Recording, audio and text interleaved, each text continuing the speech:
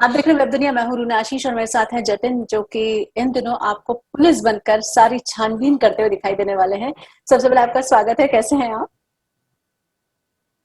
मैं बहुत अच्छा रोना। Thank you so much for having me on the show. Thank you so much.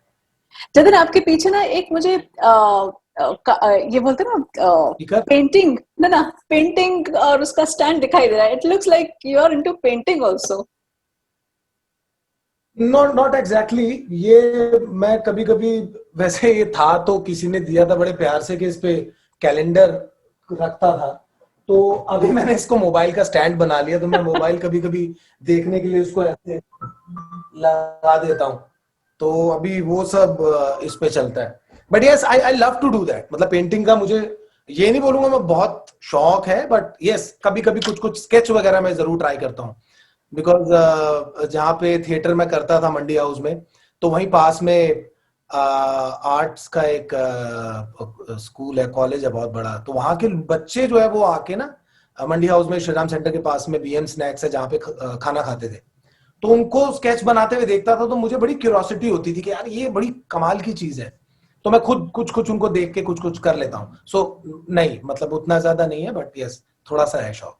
हाँ, अच्छा है, शौक तो ऐसे लगे रहने चाहिए। At the same time theatre background का होने की वजह से क्या क्या चीजों का ऑब्जर्वेशन देखना या करना इजी हो जाता है, ये बताइए।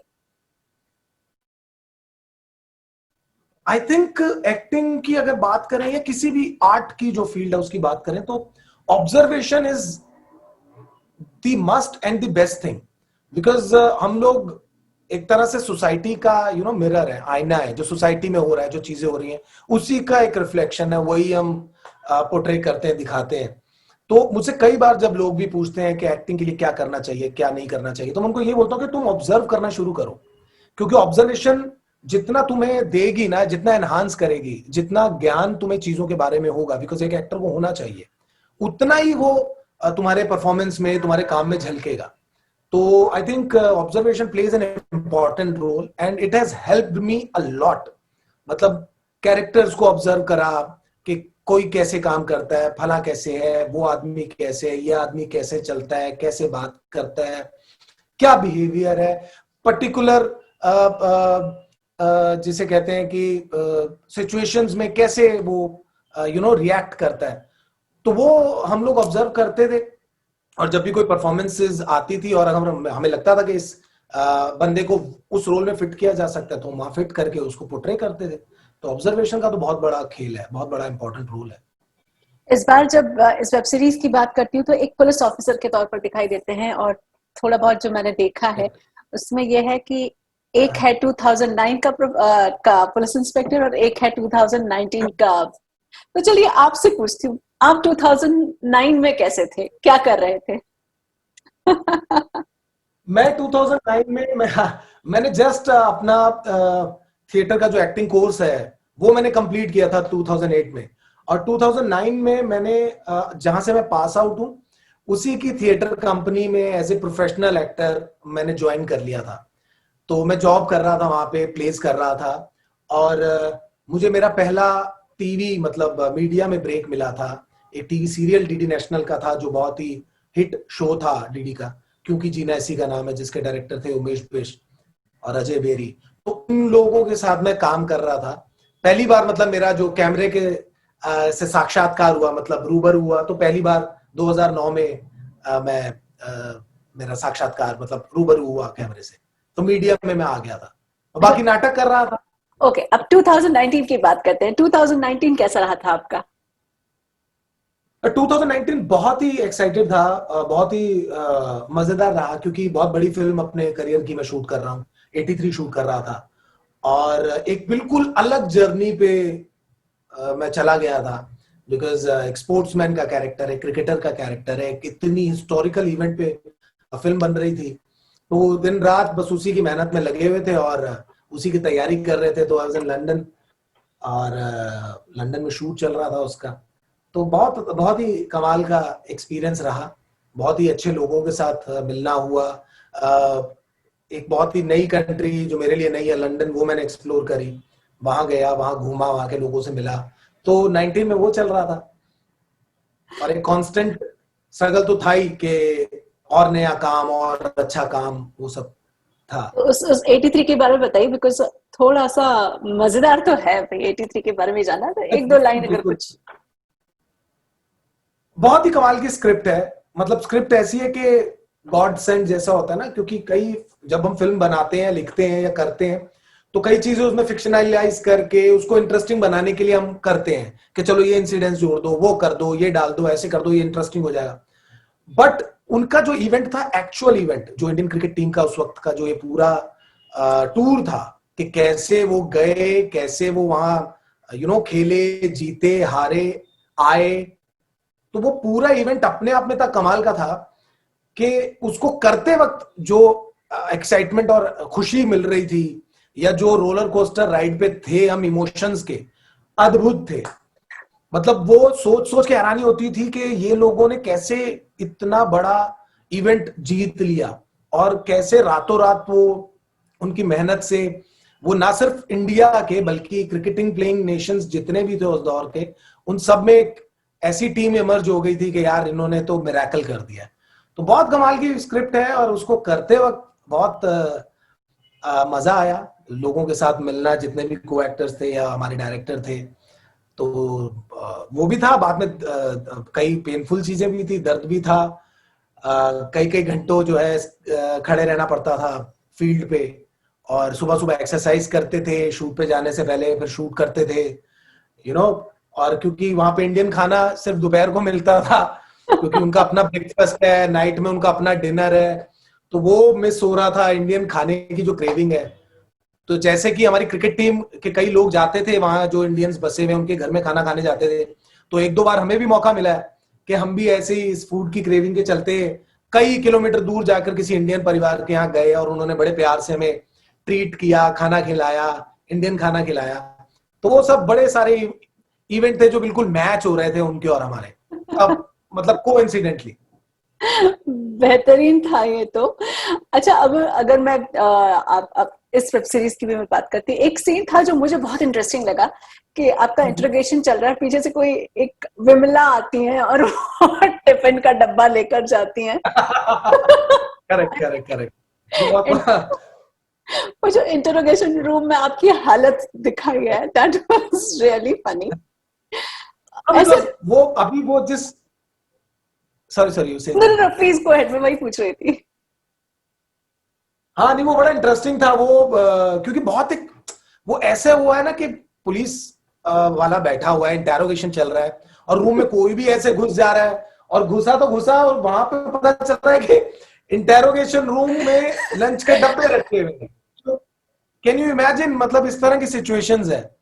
तो वो खुद भी बड़े अपने आप में बड़ा मजेदार सीन था। उसके बाद उनका पूछना बीच में ही कि सर आपने खाना खाया, तो मैं ये सोच रहा हूँ कि यार इतना बड़ा काम हो रहा है, यहाँ मर्डरर पकड़ा जा रहा है, वो कोई साथ में सामने सस्पेक्ट बैठा है, और यहाँ पे ये खाना पूछ रही है। तो वो बड़ा प्यारा खूबसूरत सीन है। उसको और भी हमने इंटरेस्टिंग बनाया, उसको थोड़ा सा इम्प्रोवाइज करके, बट वो बाकी आप जब सीरीज देखेंगे तब ज्यादा एंजॉय कर पाएंगे उसको। No, I think that was really nice. अच्छा, ये एक दोस्ती पर एक ऐसा वेब सीरीज है, या फिर पॉलिटिशियन और उनकी लाइफ और उसके पीछे की चीजें सब कुछ दिखाई गई है। आप मुझे बताइए, आपकी जब दोस्ती की बात आती है, तो कौन से ऐसे दो या तीन दोस्त हैं जो बहुत बचपन से लेकर अभी तक आपके साथ में हैं? अब बचपन से अभी तक तो साथ में वाले अभी बहुत कम है, या उनसे हाँ। जितना भी कांटेक्ट है वो बहुत छोटा सा रहता है। बट जिन दोस्तों ने वाकई मुझे कहूं कि सच में मेरा बनने में या मुझे शेप अप करने में जिनका बहुत बड़ा हाथ है या योगदान रहा, उनमें से तीन लोग हैं जिनको मैं बहुत करीब मानता हूं, और जिनका मेरी अभी तक की जो स्टोरी है, जो भी मैं बना हूं या पहुंचा हूं, उनका बहुत बड़ा योगदान है। तो उनमें से एक तो प्रदीप नागर है, एक विकास बहारी है, एक गिन्नी है। तो ये सब लोग बहुत क्लोज लोग हैं जिन्होंने बहुत हेल्प की है। और सच में जो दोस्ती के सच्चे मायने होते हैं, जिसमें कोई लाग लपेट नहीं है, जिसमें कोई एक्सपेक्टेशन नहीं है, जिसमें सिर्फ ये है कि अंडरस्टैंडिंग है और प्यार है, और एक दूसरे के प्रति जो एक अपने आप को दे देने का, न्यौछावर कर देने का जो जज्बा है वो है। तो आई एम रियली थैंकफुल कि I am such a lucky guy to have people like them, जिन्होंने मुझे इतनी मदद करी. I am really very thankful to them.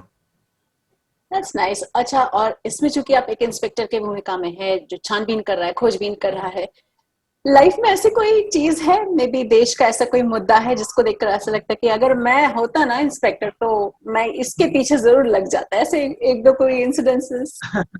एक नहीं है, मुद्दे तो बहुत सारे हैं. आई मुद्दे तो अंडरस्टैंड. बहुत सारे हैं. बट आई वुड से कि आई थिंक, आई बिलीव, हमारा जो विश्वास है कॉन्स्टिट्यूशन में या पुलिस डिपार्टमेंट में या पॉलिटिशियंस तक में, जो एक हमारा बिलीफ है, उनको काम उन पे छोड़ देते हैं. बट ये बहुत सारी चीजें हैं जिन पे काम करना चाहता हूँ, या जिनको सॉल्व करना चाहिए, जिनको रेजोल्यूशन चाहते हैं रिजॉल्व हो जाए, वो बहुत सारी हैं. और आप समझ ही गए हैं, लोग अभी बेहतर जानते हैं, क्योंकि उन्हीं मुद्दों पे दिन रात चर्चा होती रहती है, टीवी पे सारा दिन वही चलता रहता है. तो आई थिंक ये सब चीजें ठीक हो जाए तो हम लोग, अभी जिस तरह से हमारा देश गर्त में जा रहा है, वो बच जाएगा. क्योंकि अभी बहुत ज्यादा जरूरत है संभलने की. अभी हमें, हमारे पास, हमारे जैसी कंट्री के पास ये मौका नहीं है कि हम लोग अपने आप को ऐसी चीजों में इंडल्ज करें जहां पर सिर्फ हेट्रेड हो. आई थिंक हम लोग साथ में बढ़कर बहुत आगे पहुंच जाएंगे, या फिर एक कहीं तक पहुंचेगा. तो आई थिंक बहुत सारे मुद्दे हैं. सबसे जरूरी तो ये है कि आम जनता जो है वो दुखी होती है दिन रात. उसकी परेशानी को सॉल्व करने के लिए कोई नहीं है. उसको सिर्फ आश्वासन ही मिलता है और मिलता आया है. और हर सरकार यही कहती है कि आश्वासन नहीं होगा, काम होगा. तो मैं ये कहना चाहता हूं कि काम हो, फिर उनको वही आश्वासन ना मिले. क्योंकि जनता का बड़ा जिसे कहते हैं ना, कॉन्फिडेंस होता है अपने नेताओं में. वो चाहते हैं कि चीजें ठीक हो, बेहतर हो. कुछ ना हो तो कम से कम रोटी हो, नौकरी हो, रहने के लिए एक छत हो, इतना ही बहुत होता है. तो वो ही हो जाए तो बहुत है. तो आई थिंक है बहुत सारे मुद्दे हैं जिन पे मैं होता तो मैं करता, फिर उनको सॉल्व ही करता. मतलब मैं आगे आने वाले दिनों में आपको देख लूं पॉलिटिक्स में. आप बिल्कुल बिल्कुल एक्सपेक्ट कर सकती हैं, और कोई बड़ी बात नहीं है. मेरी कुंडली में लिखा भी हुआ है कि मैं हो सकता है लीडर भी बन जाऊं. और बस यही आशा करता हूं कि मैं फिर अपना काम ईमानदारी से करूं. मैं अपने आप को पूरी तरह से उस सर्विस में लगाऊं जिस सर्विस के लिए मुझे चूज किया जाएगा. That's So really this is what nice. I feel and I want to assure. Yes. Nice. तो जाते जाते लास्ट कुछ वर्ड्स क्या कहना चाहेंगे अपनी इस वेब सीरीज के लिए जो आपको बहुत अलग रूप में दिखाने वाली है दर्शकों के सामने? I just want to say it's not only about me, it's about the whole series. A very good plot, a very wonderful murder mystery. और the actors, the performances are, I think, जो आपका दिल जीत लेंगी.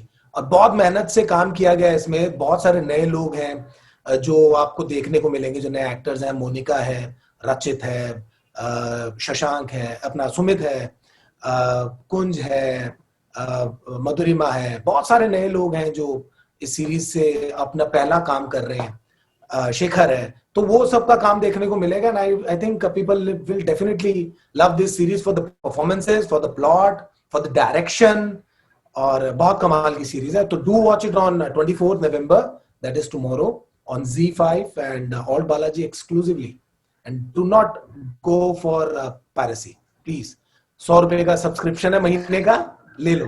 Certainly. अच्छा, एक last सवाल मेरी तरफ से नॉन जर्नलिस्टिक अप्रोच के साथ. आपको अभी तक जितने भी इंस्पेक्टर का रोल प्ले करने वाले हीरोज आए हैं, सबसे अच्छा और सबसे ज्यादा चटकीला और मजेदार कौन लगा है? मैं आपको सच बताऊं, मैं बच्चन साहब मुझे बहुत पसंद है, क्योंकि उनकी जंजीर देखी थी, मैं फ्लैट हो गया था. उसके बाद खाकी में उनका परफॉर्मेंस अलग लेवल पे था. बट उसके अलावा मुझे अक्षय कुमार साहब इन राउडी राठौड़ और सिम्बा में जो रणवीर ने किया है बहुत पसंद है. या फिर इरफान खान साहब ने जो रोग में किया. लेकिन मुझे अभी तक का जो सबसे मजेदार पसंद रोल आया है वो जयदीप भाई का है, जयदीप अहलावत का, पाताल लोक में. मतलब उन्होंने तो कोर्स चेंज कर दिया. तो मुझे वो बहुत मुतासिर किया है जयदीप भाई ने. तो बहुत अच्छा लगा उनका परफॉर्मेंस देख के. तो मैंने वही अपने आप को इंस्पिरेशन के तौर पे लिया कि मुझे अब इनसे भी बेटर करना है. सो उसके लिए आप डार्क 7 वाइट देखें और रिव्यू दें कैसा लगा है आपको. बिल्कुल बिल्कुल बिल्कुल.